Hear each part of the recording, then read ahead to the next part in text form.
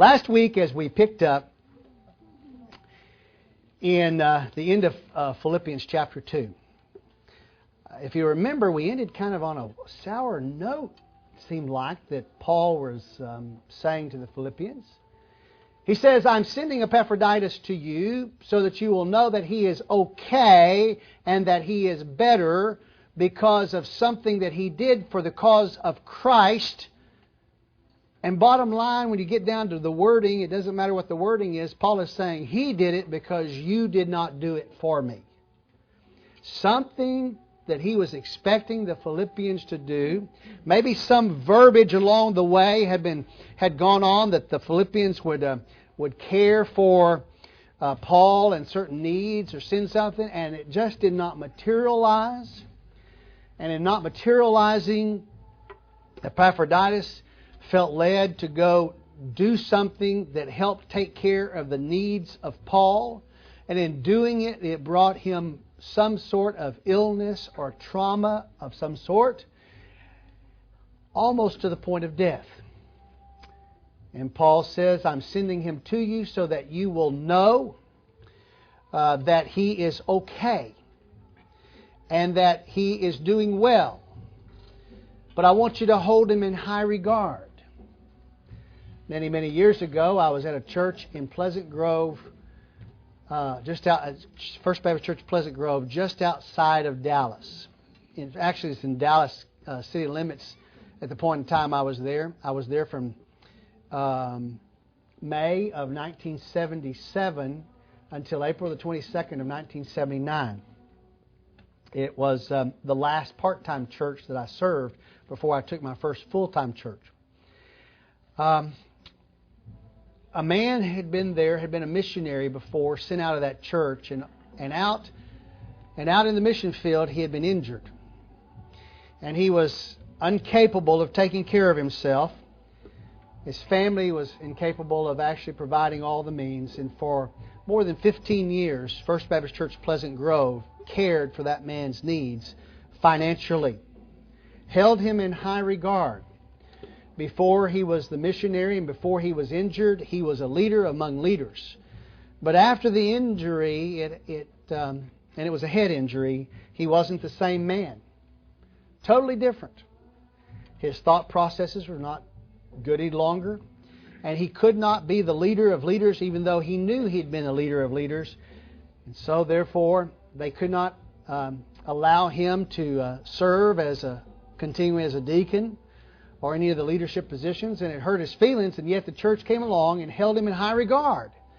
Held him in high regard to take care of his needs because of who he had been, and that what his injury had been out while he was doing the cause of Christ on a mission field, on a temporary mission field. He had just gone out for a 3-week mission trip with the church, and it changed his life with an injury. And the church helped and took care of him for the next 15 years, and I was there during the part of that 15 years. They held him in high regard even though he could no longer be a leader in the church. But they loved on him just as if he was and held him in high regard. That was one of the good things that church did. And I remember, if you'll remember also, 20 years before that, this is the same church I've told you about that had a confidence vote on the pastor where on a Sunday morning after church, after he had preached, they had removed the pulpit, put a black box and a white box on the altar, gave everybody a slip of paper, including the children, and had them walk down and put the white slip either in the white box or in the black box. If it went in the white box, you were voting for the preacher to stay the preacher. If you put it in the black box, you were voting for him to leave immediately. And they put the preacher's chair right where the pulpit was, and he had to sit there and watch all 1,500 plus people walk by the boxes and cast their ballots. When it was all said and done, the people who wanted him to stay at the church, the vote was only about 20, I think it was 22 people more that wanted him to stay than wanted him to leave. The very next week, of course he stayed, the very next week everybody who had voted in the black box went down the road and started another church. And so a good, strong, powerful church 20 years before had become a church that was having a hard time having 300 people in Sunday school when they had run 1,500 20 years before. Back in the days where 1,500 was a large church. It just was unheard of to have churches that big back in the early 50s and that age and time like that. So they had cared for Epaphroditus.